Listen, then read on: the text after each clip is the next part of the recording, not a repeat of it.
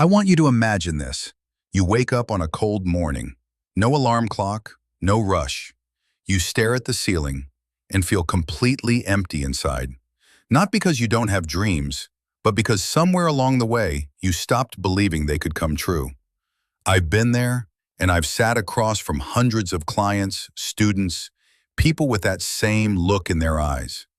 The look of someone who once believed in something, but folded their dream away like an old notebook and shoved it into the back drawer of life.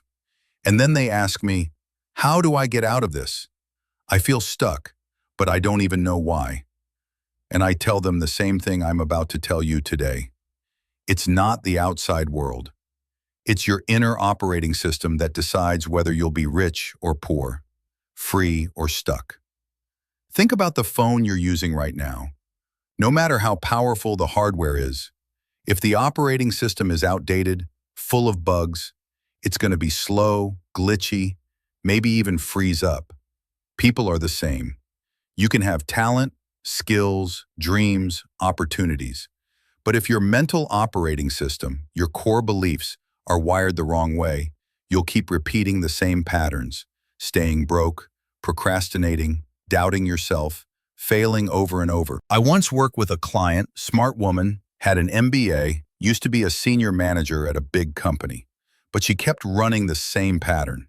Every time she got close to success, she'd somehow sabotage it. Quit the job, back out of a big project, always something. Then one day, during a private coaching session, she broke down in tears, and she said, "I don't think I deserve to be wealthy. People like me, we're just meant to get by." Have you ever felt like that? Not because you're lazy, not because you're dumb, but because deep inside you, there's a limiting belief, and you don't even realize it's there. Maybe you've heard things like, "Money is the root of all evil. Good people always suffer. I wasn't born to succeed." Those aren't just things people told you. They became silent background files, running in your mind every single day, shaping your reality. Let me share a little story. One time I was invited to teach a group of young people who had just lost their jobs after the pandemic. I asked them to write down all the beliefs they had about themselves and about money. One young man, about 28 years old, wrote this: "I believe if I become too successful, my family will hate me." When I asked why, he opened up about his childhood. In his world, success always came with betrayal, with jealousy, with distance.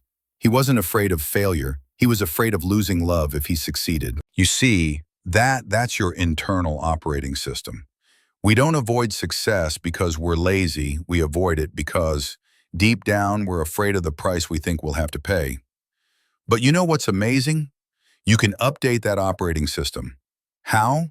By starting to notice your thoughts, by rewriting the story you tell yourself, by spotting the limiting beliefs and choosing stronger, more empowering ones. Beliefs are like the core chip in your mind. They shape how you see opportunities, how you respond to risk, whether you take action or hold back. And trust me, when you shift just one core limiting belief, you unlock a powerful version of yourself you didn't even know existed. I've seen it happen. In myself, a woman who went bankrupt at 30. In a single mom who used to be a cashier, now running her own chain of stores.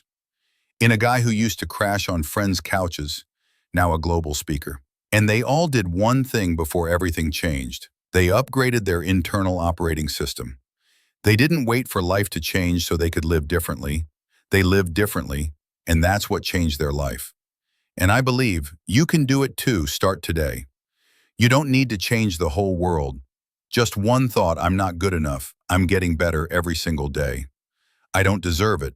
I was born to live fully, freely, and abundantly. Start small. One journal entry, one quiet morning, one positive thought. Because you don't need to destroy the old system. You just need to start the update. And if you're still here, still listening all the way through, then I know there's a version of you inside, just waiting to be set free. No limits, no chains, no fear. And I just want to say this: you deserve a rich, meaningful life, not because you have to earn it, but because you've always been worthy of it from the very beginning. And if you've started listening to those inner signals, you'll soon realize something even deeper. Inside each of us, there are always two voices. One speaks gently, but it's filled with light. The other shouts, full of doubt, always whispering that we're not enough. I call them your higher self and your fear-based ego.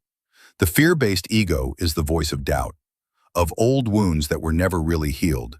It whispers, you're just going to fail again. You're not good enough. People like you don't make it. That voice isn't the enemy. It's just your brain's survival system, trying to protect you from getting hurt. The problem is, it doesn't know the difference between a big dream and real danger. So the moment it senses risk, it pulls you back into your comfort zone. But your higher self, now that's a different voice. It's the version of you that's no longer tied down by fear.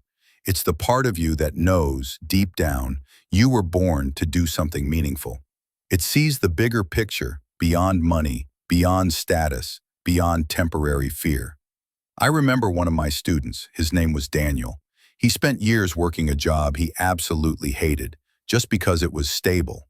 One day, after a deep breakthrough session, he looked at me, tears in his eyes, and said, "It feels like I've been betraying a higher version of myself." And I believe in that very moment, it was his higher self speaking, not through words, but through a feeling. A deep, undeniable feeling that he could no longer live the same life he'd been living. Have you ever felt like that? Like you're living on the sidelines of your own life? Like deep down, you know you're meant for more, but something invisible keeps holding you back. That's the inner conflict between your higher self and your fear-based ego. And here's the thing. You don't need to fight the fear-based ego. You just need to look it in the eye and choose not to let it lead. Instead, do this. Write down the version of yourself you want to become, and every morning ask yourself, if I were already that version of me, what would I do today? Then, just act like it, even if you're scared, even if your hands shake, even if your voice trembles.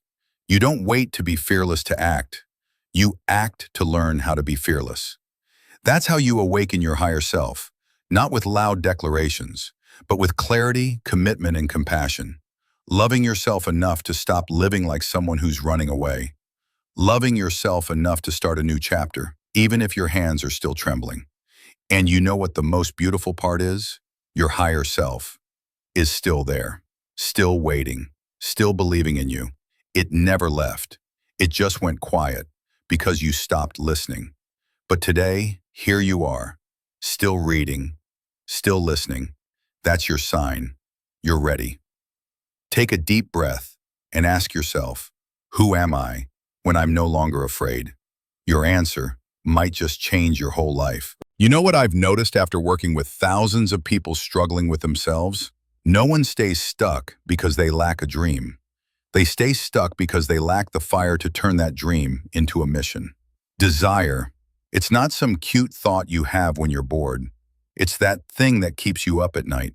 When the world is asleep and something inside you whispers, you were made for more than this. I remember a client named Maria, a single mom, working 2 jobs just to get by. When she first came to me, she didn't believe in miracles anymore. But I asked her, what used to make you feel fully alive? She went quiet for a long time. And then she whispered, I used to dream of opening a little bakery, not just for the pastries, but for the feeling of coming home. She couldn't say more. Her throat tightened, not because she didn't know how much that dream meant, but because she'd convinced herself it was too far out of reach. I didn't start by giving her a business plan. I started with one simple question. Maria, if that dream really matters, would you dare to write it down? And she did. Her hands were shaking, but she wrote it. From that day on, every morning, she read her goal. She said it out loud. She visualized it. And she began spending just 15 minutes each night relearning how to bake. You see, desire isn't meant to stay a dream. Desire is meant to move you. And the first step, the one so simple most people skip it, is this. Write down what you truly desire. Give it a deadline. And repeat it to yourself every single day, like your life depends on it. I'm not saying this because it sounds inspiring. I'm saying it because neuroscience has proven this. Your brain needs repetition, emotional connection, and the feeling of now in order to activate its full potential. You know why so many people get so close to success and then back out? Because their desire is vague. They say things like, I want freedom. But what does freedom actually mean? How much money is enough? By when do you want it? Why is it so important that you can't afford to wait? A true desire has shape, timing, and heartbeat.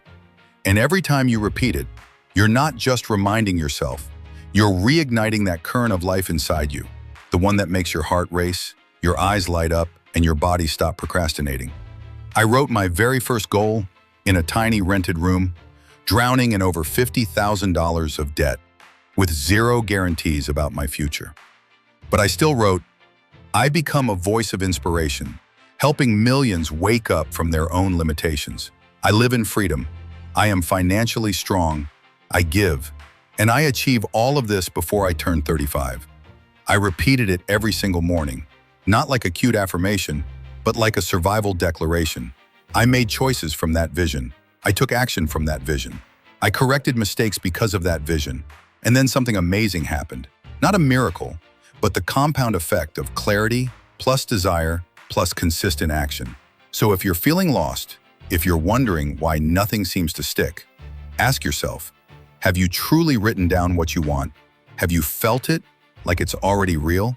Have you taken daily action to prove you deserve it? And if the answer is no, it's not your fault. It just means that inner fire in you needs to be reignited. And it starts with a single sentence, written by you.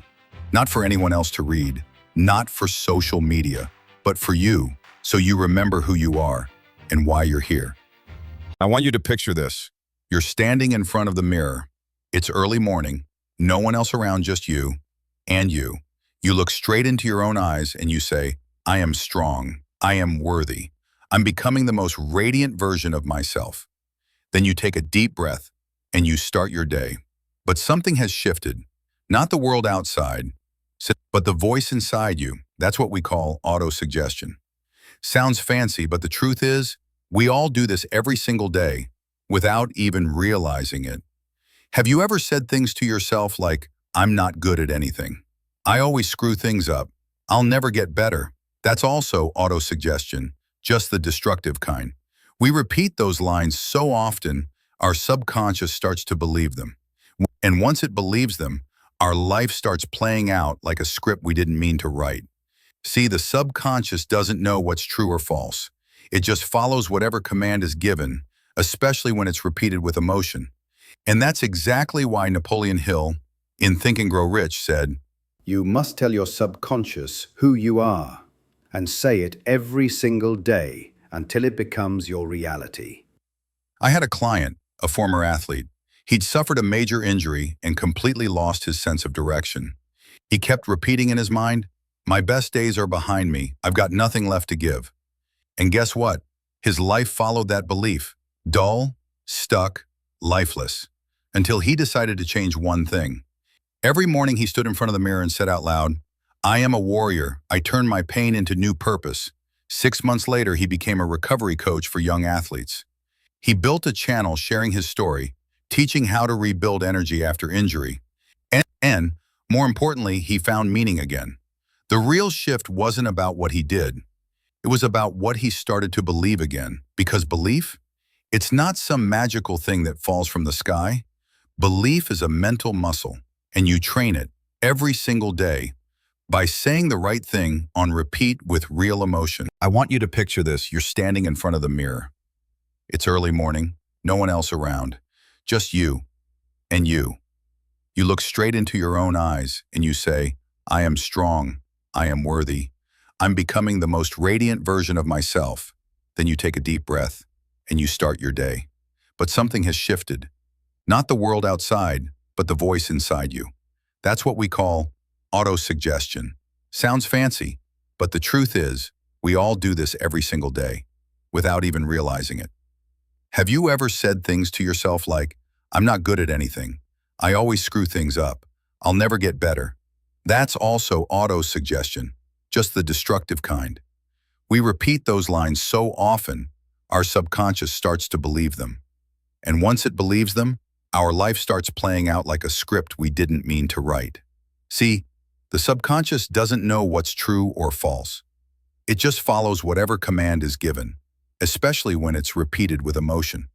And that's exactly why Napoleon Hill, in Think and Grow Rich, said, You must tell your subconscious who you are and say it every single day until it becomes your reality.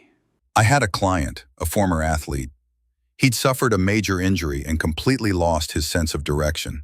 He kept repeating in his mind, my best days are behind me. I've got nothing left to give. And guess what? His life followed that belief. Dull, stuck, lifeless, until he decided to change one thing. Every morning he stood in front of the mirror and said out loud, I am a warrior. I turn my pain into new purpose. 6 months later, he became a recovery coach for young athletes. He built a channel sharing his story, teaching how to rebuild energy after injury. And more importantly, he found meaning again. The real shift wasn't about what he did. It was about what he started to believe again. Because belief, it's not some magical thing that falls from the sky. Belief is a mental muscle, and you train it every single day by saying the right thing on repeat with real emotion. If you've ever heard the phrase, you become what you think about most of the time, then this is how you make that quote real. I want you to imagine an old school radio. You can't listen to jazz if you're still tuned into the rock station. You can't receive the frequency of success if your mind is still stuck on fear, procrastination, and doubt. Your brain works the same way. It's a transmitter and a receiver, always broadcasting, always picking up signals. So the real question is, what are you broadcasting and what are you tuning into? That's why training your mind, especially in the morning and at night, is so powerful. Morning is when your brain sets the tone for the day. Night is when your brain locks in your beliefs and habits while you sleep. I always tell the people I coach, don't let your phone be the first and last thing you touch every day. Instead, do these 3 simple things. 1, visualization. In the morning, right after you wake up, close your eyes for just 3 to 5 minutes. Visualize your ideal day. You move with confidence. You speak with purpose. You make clear decisions. You add value. You feel grounded and full. And here's the key. The feeling matters more than the image because your subconscious doesn't understand logic. It only responds to emotion. 2, journaling. Write down at least one thing you're grateful for, one action you're committed to taking today, and one declaration about who you're becoming. Something like, today I act with focus and peace. I'm someone who builds real value. That sentence becomes the anchor for your mind. In the middle of the chaos, the deadlines, the pressure. 3, big goal affirmation. Before you go to sleep, read your goal again. But not like a robot. Read it with belief, with emotion, with responsibility. Because when you sleep, your subconscious keeps digesting whatever you fed it last. Tell your mind, I'm on the path to living my purpose. I'm not stopping. I'm getting closer every single day. A close friend once told me, You know, every night I picture myself stepping onto a stage. I look down and I see my parents in the audience. I speak as if I'm already there. I see my mum's tears, my dad's smile.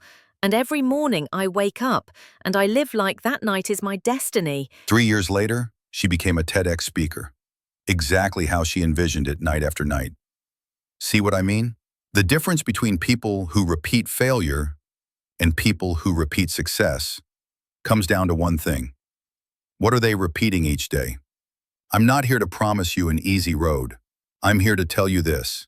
If you're serious about your dream, you have to get serious about how you train your mind. Because if you don't teach your mind how to think, the world will teach it how to be afraid. There's this one chapter in a book that completely changed how I see the world.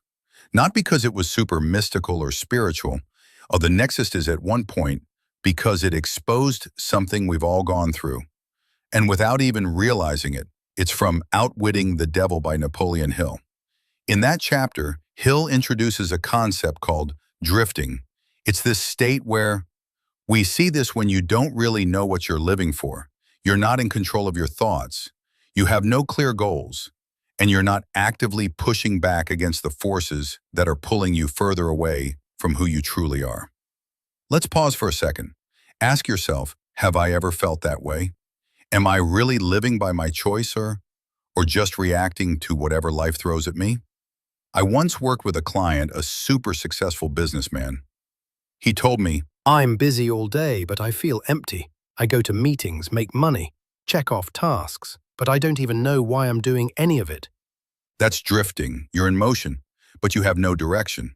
Hill describes the devil not as some red monster with horns. It's right here, in our own minds. It shows up every time we procrastinate, every time we doubt ourselves, every time we give up and live without intention. And the scariest part? Drifting doesn't kill you all at once. It's a slow death, a kind of spiritual erosion, quiet, invisible, but very, very real. I've seen so many people live that way. They're not living wrong. They're just not living by their own design. But here's the good news. You can snap out of it. Even this mind was have a big to push the forces and moved it. And it starts with one simple thing, getting clear on where you're going. A person with a strong goal, clear principles, and a purpose-driven mindset is like a ship with a compass in the middle of a storm. They'll still face waves, but they won't drift. Because the devil, the voice of fear, doubt, laziness, can't control someone who knows who they are, where they're headed, and why. You don't need to know every step to start. You just need to pause and ask, what am I living for? Where am I actually going? Then write down what you choose to pursue, even if it's small. Because once you start living with intention, things begin to shift. Opportunities appear, the right people show up, and most importantly, you wake up again. Don't let yourself drift. Choose your direction. Because if you don't choose your life, someone else will choose it for you. You know what really stuck with me after reading Outwitting the Devil? It wasn't the image of the devil. It was one question that's followed me ever since I started doing this work. How many things have I known, but never really lived? We live in the age of information overload. One swipe and you've got access to dozens of experts, thousands of videos on self-growth. You can quote Napoleon Hill, Tony Robbins, Jay Shetty, even Oprah. But the real question is, are you living what you know, daily, with intention? I met this woman once, super smart, hungry to grow. She told me, I read Think and Grow Rich. I wrote my goals. I journal every day. But nothing's really changing. so I asked her just one thing. Do you have a weekly action plan? Are you willing to fail while doing? Or are you just living in knowledge without stepping into transformation? And I get it. I've been there too, knowing too much, doing too little, feeling overwhelmed by all the great ideas I couldn't bring to life. Because here's the truth. Knowing without doing is a fancy form of procrastination. You procrastinate by learning more. You procrastinate by tweaking your goal journal just one more time. You procrastinate by waiting to feel ready or perfect. And then you wonder, why am I not changing? Why don't I feel aligned with who I really am? Sometimes the answer is simple. You're consuming, but not releasing. You're remembering, but not embodying. You don't need more information. What you need is to turn information into action with a system that helps you adjust along the way. It's like someone who wants to lose weight, but just keeps watching fitness videos and never actually works out. Or someone who wants financial freedom, but never tracks their spending, never starts investing, never learns how to make real money decisions. Here's something I've learned from every successful person I've ever worked with. They have a plan. They break learning into clear, simple steps. They measure progress, and they adjust instead of making excuses. An action plan doesn't have to be complicated. It only needs 3 things. What's my number 1 priority this week? What small thing will I do daily to serve that goal? By the end of the week, what worked and what needs adjusting?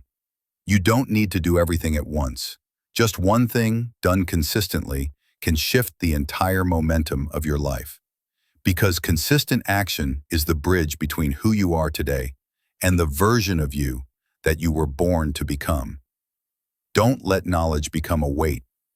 Turn it into a lever. Because at the end of the day, no one's remembered for what they knew. We're remembered, and we remember ourselves for what we did, what we lived, and what we overcame. When I was younger, I used to think success meant making a lot of money. And I chased it. I chased every opportunity that looked profitable. I pushed myself to do things I didn't truly love, just to hit that magic number I thought would finally make me feel successful.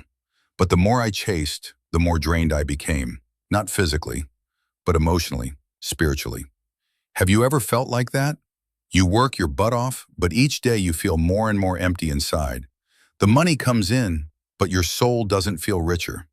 You hit goals, but then quietly ask yourself, what am I even doing this for? And that's when I realized money was never the goal. It's the byproduct. It's what naturally flows when you're living right, doing what matters, and becoming someone of real value. I once worked with a man in his 50s. He had gone bankrupt twice. And on his third attempt at rebuilding his life, he told me, I stopped trying to chase money. I started trying to become someone that money would never overlook. you see, when you know who you are, have a mission that's bigger than just yourself, think abundantly, give generously, and grow continuously, you no longer have to chase money. You become the kind of person that money, opportunities, support, and aligned people naturally find. Just like a tree. It doesn't try to attract butterflies. It simply blooms, fully, authentically, powerfully, and butterflies come on their own. So let me ask you, if today wasn't about making money, but about living your mission, what would you do? If you didn't have to prove your worth with a bank balance, what's your real value? Because real wealth doesn't start in your wallet. It starts in your heart. It starts with having the courage to be real, to give real, and to commit to the long game instead of the next quick win. I believe with everything in me. Real money follows real energy. The energy of someone who stays the course. The energy of someone who's clear. The energy of someone who stands tall for what they bring to the table. You don't have to prove anything. You just have to show up fully. Do the work, truthfully, and become the most alive version of who you already are. And when you do that, money comes, doors open, aligned people show up. Because you're no longer chasing. You've become the magnet, attracting what's meant for you. I once asked a mentor of mine, what's the real reason most people never live up to their full potential? He didn't hesitate. Fear, but more specifically, not knowing what to do when they're afraid. Napoleon Hill talked about this too. He said there are 6 root fears quietly running most of us. Fear of poverty, fear of criticism, fear of illness, fear of losing someone you love, fear of old age, fear of death. These fears aren't loud. They're quiet, but ruthless. They keep you stuck. You don't send that job application because you're afraid of rejection. You don't start your YouTube channel because you're scared people will laugh. You don't invest in yourself because you're afraid of losing money. I get it. I've been there too. But here's what I learned. No mindset, no affirmation, no book will ever beat fear unless you take action. No amount of thinking will silence your doubts until you step out and do something anyway. I once coached a young woman. She wanted to start a business, full of ideas, super smart, but she couldn't start. She told me, I'm scared of failing. I'm scared people will laugh. I'm scared I'm not good enough. So I asked her, can you just do one small thing every day, even if you're still scared? Just 10 minutes of courage, can you try that? She said yes. 3 months later, she launched her first product. 6 months later, she went live on camera. 1 year later, she was teaching others how to do the same. Fear isn't the enemy, procrastination is the real enemy. Fear is natural. But courage is a choice. You don't need to be fearless to begin. You just need to begin. And keep going until fear loses its grip on you. I always tell my students, you can't argue with fear, but you can numb it with your own action. You're shaky when going live? Just show up for 30 seconds a day. You're afraid to write? Post 1 paragraph every night. You're scared of rejection? Pitch to 1 person each week. Courage is like a muscle. Fear is like fog. And the more you move, the more you walk through it. Success doesn't come to the fearless. It comes to the ones who take action, even with shaking hands. Do you know what the most precious gift each of us is given? Not money, not opportunities, not anyone's approval. It's a brand new morning, a fresh start, a moment when you open your eyes and realize You still have the privilege to choose. I once sat with a client. He had just gone through a deep personal loss. In a choked voice, he said, I don't know how to come back. It feels like my life is over. I held his hand, looked him in the eye, and said, no failure is final unless you decide not to rise again. And you don't need a big leap to rise. Just sit up in the morning, take a deep breath, and say, today, I begin again. That's it. Every morning is a new doorway, a spiritual reset, no matter how broken yesterday felt. Let me paint a picture for you. You're sitting on the edge of your bed. Morning light is peeking through the curtains. You haven't touched your phone. You haven't checked your emails or started worrying yet. It's just you and a silent choice in your heart. How will I live today? Who will I be today? I have a small morning ritual. Every day, I write one simple line. I am born again today, and I will live with gratitude. Not because life is always easy, but because I never want to forget the privilege of beginning again. You may have fallen 100 times, but if you're willing to rise one more time, you still have the power to change your life. Each morning, you can rewrite your goals. Forgive yourself for abandoning your own needs yesterday. Do one small, kind thing. Turn off judgment and turn on compassion. Every morning is a quiet reminder. You are not your past. You are not a conclusion. You are a living, breathing journey. Today doesn't need to be perfect. It just needs to be honest. And if you take even one small step, you're already different from who you were yesterday. And if you're asking yourself right now, can I really change? Do I have the strength to start again? Let me say this, and let it sink in. If you can still breathe, you can still change. If you have one more morning, then you have one more chance to live fully. There is no such thing as a permanent failure, only tired souls waiting to be awakened. And you, yes you, can be the one to wake yourself up tomorrow morning. If there's one thing I want you to carry with you after everything we've just walked through, it's this. It's not what you know that changes your life. It's what you repeat, with emotion, with belief, and with discipline for long enough. I used to think, if I just understand the right philosophy, I'll change. But I was wrong. Change doesn't happen in a single aha moment. It happens in the quiet mornings no one sees, when you whisper your affirmation into your heart. It happens when you choose to keep going, even when no one is cheering. It happens when you don't give up on yourself, even when the results haven't shown up yet. Picture a seed. It doesn't grow because you understand how plants work. It grows because you water it every day. You care for the soil every day, and you believe the roots are forming even if your eyes can't see them yet. Success doesn't come from explosive effort. It comes from consistency, from being honest with yourself, from showing up day after day with a little more kindness in your soul. I once asked a woman who inspires millions online, "What's your real secret?" She smiled and said, I do the right thing, even on the days I don't feel like it. And I forgive myself on the days I mess up. That's what I call the discipline of kindness. That's the mindset of people who play the long game. And you can do that too. You don't have to be perfect. You don't have to know everything. You just have to repeat the right thing with love long enough. So don't chase fleeting motivation. Follow through with heart-based discipline. Be the one who keeps doing the right thing, even when no one's watching. You don't need a new chapter to begin. You are the new chapter.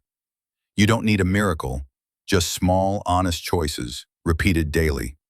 You don't need to become your greatest self today. Just live honestly. Keep moving toward the light, one step, then one more. And eventually, you'll be the one rewriting your destiny. Thank you for listening, for being brave enough to look within, and for choosing to take that first step. This is not the end. This is just the beginning of a version of you that's stronger, more honest, and more radiant than ever before.